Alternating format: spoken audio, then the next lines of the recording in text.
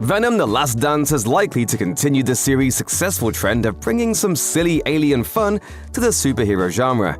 But the series could have been a lot more if it added one key element from the source material. The apparent final chapter of Eddie Brock and Venom's partnership, Venom: The Last Dance, has latched onto theater screens. Critics seem to agree it's the best of the trilogy, but note that it's also very similar to its predecessors. Even with all its wild swings at comedy, action, and sci-fi body horror, the franchise, much like its alien protagonist, is a shape-shifting, inconsistent creature that can never really settle on what it wants to be. On my planet, I am kind of a loser, like you. But here, we could be more. Excuse me? Some fans have complained about the lack of Spider-Man in the Venom franchise, given that in the comics, Peter Parker was Venom's original host, giving the characters an inexorable link. But there are over 30 years of comic book history with Venom standing on his own in various comic book series. It's honestly something else that's been missing from all three Venom films: the symbiote's serious mean streak. Showcasing that aspect could have really worked in the franchise's favor. Throughout his time in the comics, Venom has done some truly terrible things. Born out of both the symbiote and Eddie Brock's hatred of Spider-Man, Venom was bad without question. That is, until he wasn't. Eventually, Venom became a lethal protector, a brutal force for good. Together we are the Lethal Protector!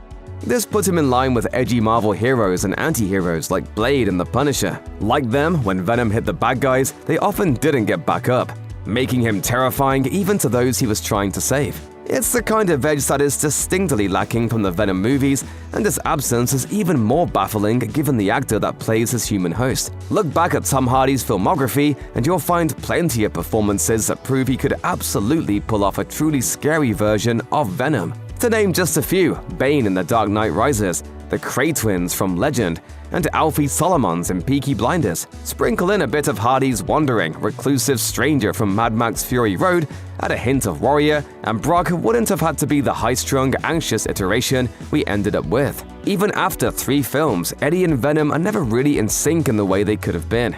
Okay, the occasional bit of bickering was inevitable as it's essential for any buddy story, but the two never see eye to eye in a way that makes them the anti-hero Marvel Comics fans flock to. On the page, Brock and his bruiser of an alien symbiote are a force to be reckoned with, delivering their own version of justice for years.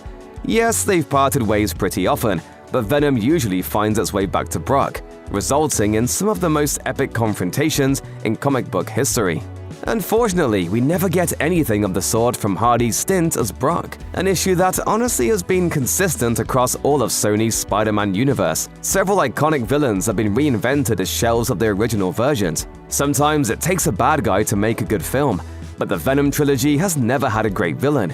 Take Carnage, for example, a symbiote so in line with his serial killer host Cletus Cassidy, it uses I instead of we, like Brock and Venom do. This disturbing detail is totally omitted from the villain's big screen iteration, and the incompatibility between the two is even applied as a weakness.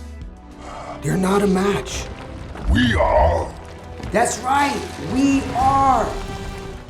This isn't just some minor issue for comic book nerds to turn their noses up at, but a core element to the character. Sadly, the creative forces behind the movies seem to have no understanding of this. The same can be said for Null, who gets the collective screen time of a bathroom break, and is, frankly, way too overpowered for The Last Dance in the first place.